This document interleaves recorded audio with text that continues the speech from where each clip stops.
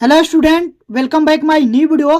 तो स्टूडेंट, आज हम लोग इस वीडियो में पढ़ेंगे कक्षा 10 गणित चैप्टर नंबर 3 प्रश्नावली 3.3 का प्रश्न संख्या दूसरा का ये 5वां प्रश्न है। प्रश्न दिया है कि किराए पर पुस्तक देने वाले किसी पुस्तकालय का प्रथम 3 दिनों का एक नियत किराया है तथा उसके बाद प्रत्येक अतिरिक्त दिन का अलग किराया है। सरिता ने 7 दिनों तक एक पुस्तक रखने के लिए 27 अदा किए, रुपया 27 अदा किए, जबकि सुशी ने एक पुस्तक 5 दिनों के लिए 5 दिनों तक रखने के लिए 21 रुपया अदा किए। नियत किराया तथा प्रत्येक अतिरिक्त दिन का किराया ज्ञात कीजिए। अब देखिए स्टूडेंट, ये जो प्रश्न है ना, ये मोस्ट इंपोर्टेंट है बोर्ड एग्जाम की दृष्टि से।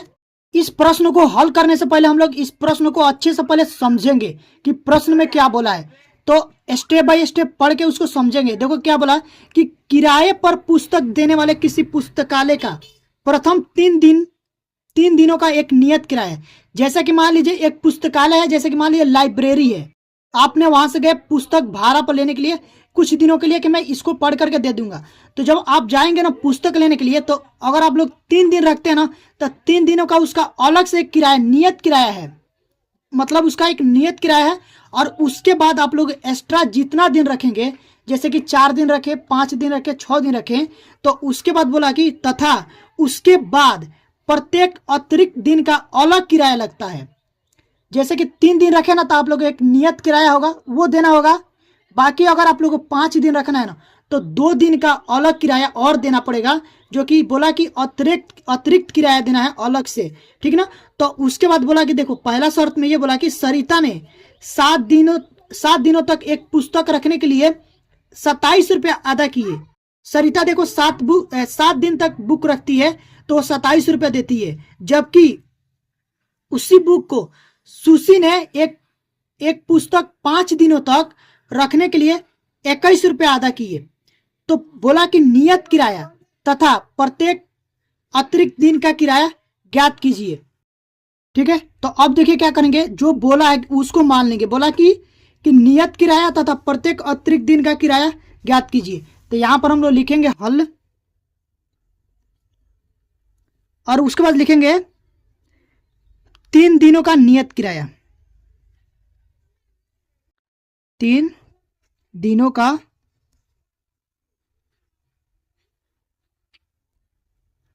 पहले देखिए, ऐसे मत लिखिए, ऐसे लिखिए, माना 3 दिनों का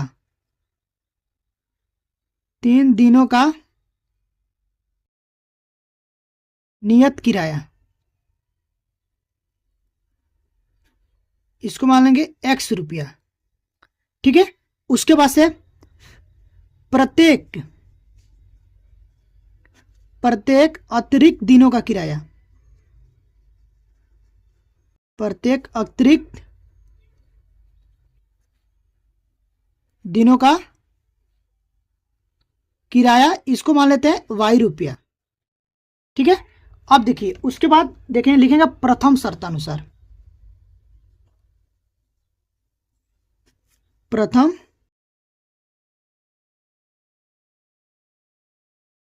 शर्त में क्या बोला है, प्रथम शर्त में यह बोला है कि सरिता ने 7 दिनों तक एक पुस्तक रखने के लिए 27 रुपया अदा करती है, ठीक है ना। तो 7 दिनों का किराया, 7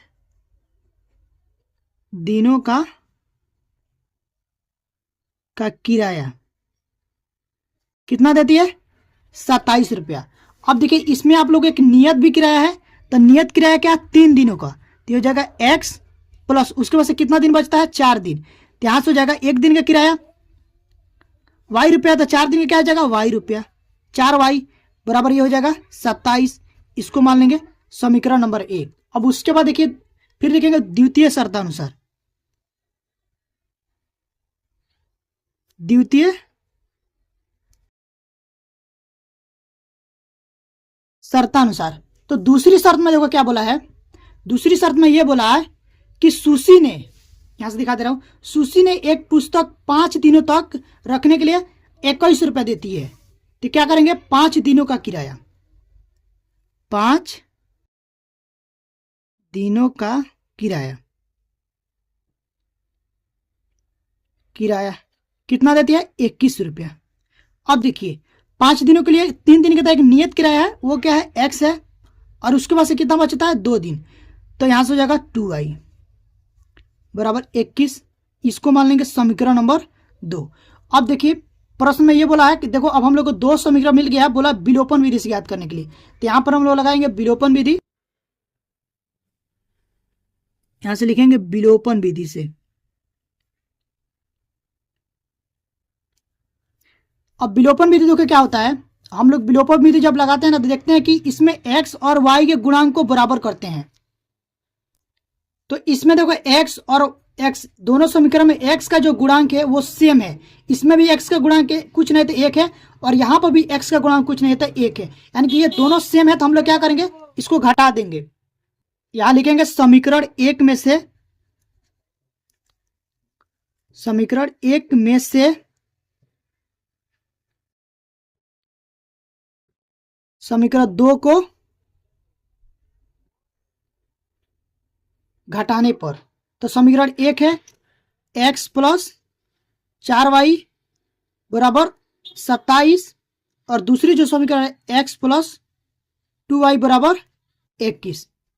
इसको घटाएंगे, घटाने पर तो क्या होता है? चिन्ह बदलता है। तो यहाँ पर प्लस है तो माइनस हो जाएगा, यहाँ पर भी प्लस है तो माइनस, और यहाँ पर भी माइनस हो जाएगा। तो ये क्या हो जाएगा? कट जाएगा, ये प्लस माइनस कट जाएगा, और ये क्या हो जाएगा? 4 में से 2 जाएगा तो यहाँ से बचेगा 2y बराबर 27 में से जब 21 को घटाएंगे तो यहाँ से बचेगा 6, ठीक है ना। तो यहाँ से हो जाएगा y बराबर 6/2, यानी कि y का जो मान आ जाएगा वो आ जाएगा 2 एकम 2, 2 तिहाई 6। तो y का मान आ गया 3। इसको डबे में बंद कर लेते हैं, और इस यहां पर फिर से हम लोग लिख देंगे y का मान किसी भी समीकरण में रख दो तो x का मान निकल जाएगा। तो 1 में ही रख देते हैं, तो लिखेंगे 1 में रखने पर, ठीक है। तो अब देखिए एक आप लोगों को जो समीकरण नंबर 1 है वो है x प्लस 4y बराबर 27। तो यहां से हो जाएगा x प्लस 4 गुणा y का मान है 3 प्लस 27, यहां से हो जाएगा x प्लस 4 तिहाई 12, अरे यार प्लस में नहीं ये बराबर है, ठीक है ना, बराबर 27। तो 12 को इधर ले जाएंगे तो यहां से हो जाएगा x बराबर 27 माइनस 12।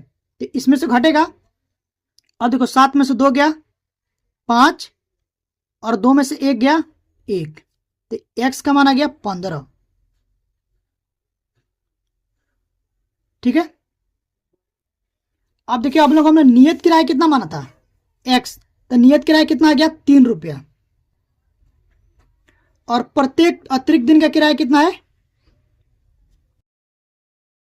सॉरी स्टूडेंट, ये जो x का मान आया वो 15 आया है, यानी कि एक जो 3 दिन का नियत किराया वो कितना रुपया हो जाएगा? 15 रुपया। अब प्रत्येक अतिरिक्त दिन का जो किराया है वो हो जाएगा 3 रुपया, ठीक है ना।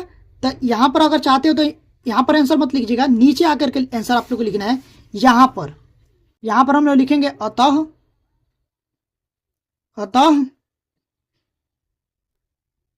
लिखेंगे अतः 3 दिनों का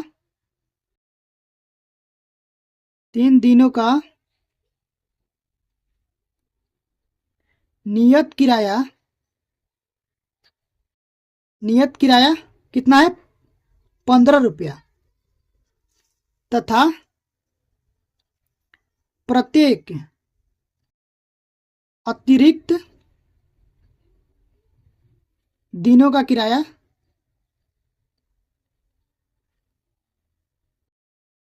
वो है 3 रुपया, ठीक है। और यही आप लोग का आंसर हो जाएगा। तो उम्मीद करता हूं कि ये प्रश्न आप लोग को जरूर समझ में आए होंगे। अगर आप लोग को प्रश्न समझ में आया है, वीडियो अच्छी लगी हो तो प्लीज़ वीडियो को लाइक करिएगा।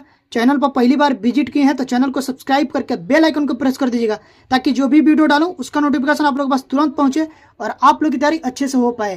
तो स्टूडेंट अभी के लिए बस इतना ही, मिलते हैं इसी तरह के नेक्स्ट वीडियो में, तब तक के लिए थैंक यू फॉर वॉचिंग।